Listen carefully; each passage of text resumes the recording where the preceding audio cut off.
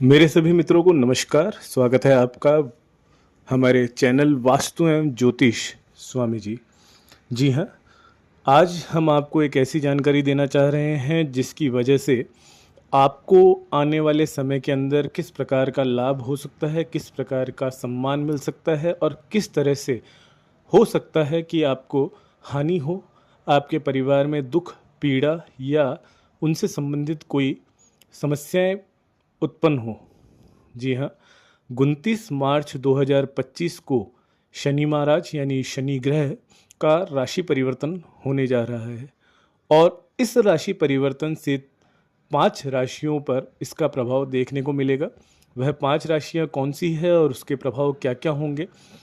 इन 5 राशियों में 3 राशियों पर साढ़े साती और 2 पर ढैया, यानी कि 2 साल 6 माह का एक पीरियड लगने वाला है शनि महाराज का।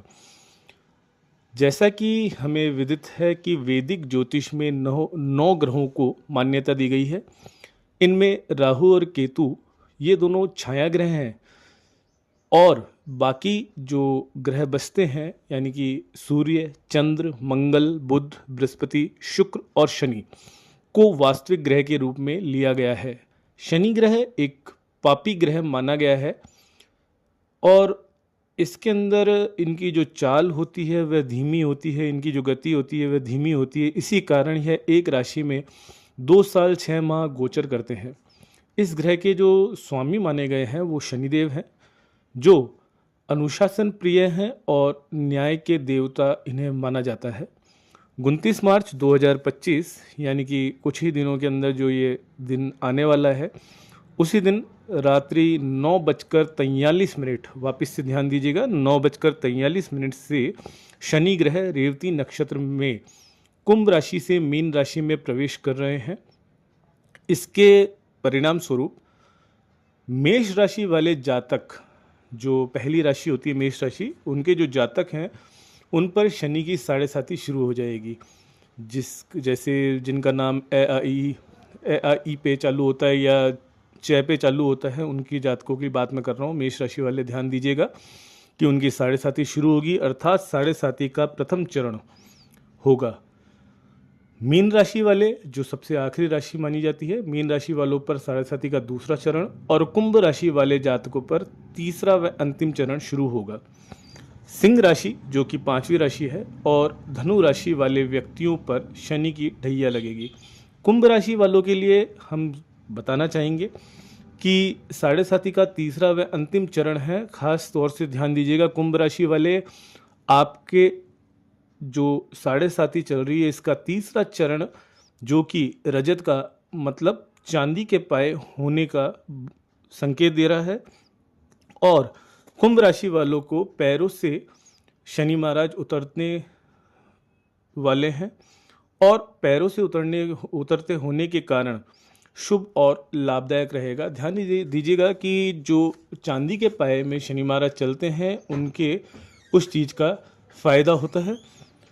इस राशि वालों को व्यापार में उन्नति मिलेगी, सुख संपदा आपके घर आएगी, सुख संपदा में लाभ होगा, घर में मंगल कार्य होंगे। अगर आप सरकारी या राजपत्र कार्य करते हैं तो उसमें आपको सम्मान आदि मिलने के योग यहाँ बन रहे हैं। तो कुंभ राशि वालों के लिए एक अच्छी खबर है और आप इनको ध्यान दीजिएगा कि भाई हमें किस तरह से इसको ध्यान रखना है। परंतु एक चीज़ का ध्यान रखें, शनि महाराज हैं, मैं आपको पहले भी बता चुका हूँ कि ये न्याय के देवता माने गए हैं।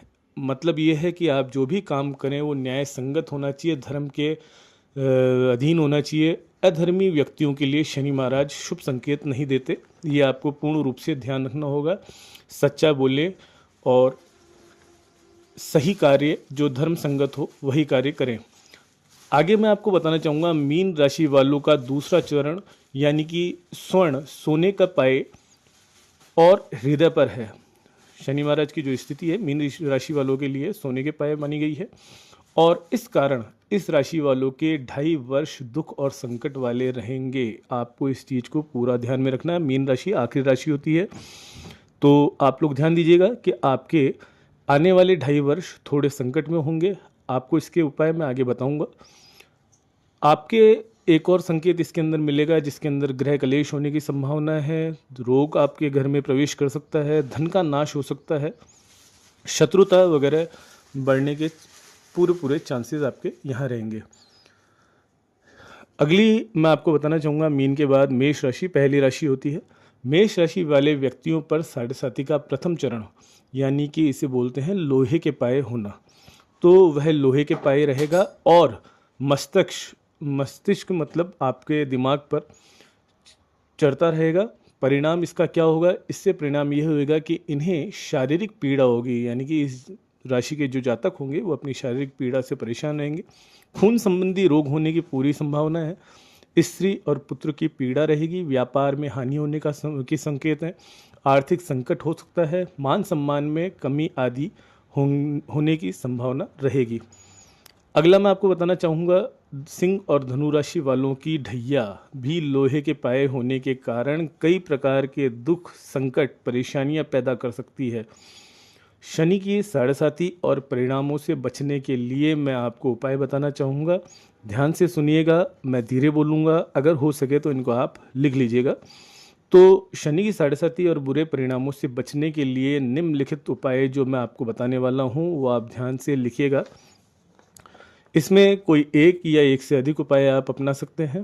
पहला उपाय मैं आपको बताना चाहूँगा कि श्री हनुमान जी की रोजाना आपको पूजा करनी है, उपासना करनी है, हनुमान चालीसा का पाठ पढ़ना है और हो सके तो आप मंदिर जाएं जहाँ पे हनुमान जी पर्वत लिए हुए जाते दिखते हैं।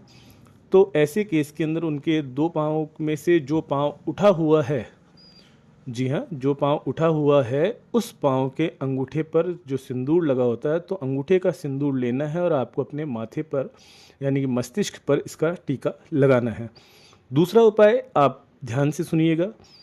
अपने आप को, वापस सुनिए, जो जातक इन समस्याओं से जूझने वाले मैं उनके लिए कह रहा हूँ जिनके साढ़े साती या ढैया लगने की है, अपने आप को गंदे व्यवहार, गंदे विचार वाले व्यक्ति, गंदी संगत, इन सबों से आपको बचना होगा, दूर रहना होगा, वरना आप इन सभी समस्याएं जो मैंने आपको अभी पहले बताई थी उनसे आप परेशान रहेंगे।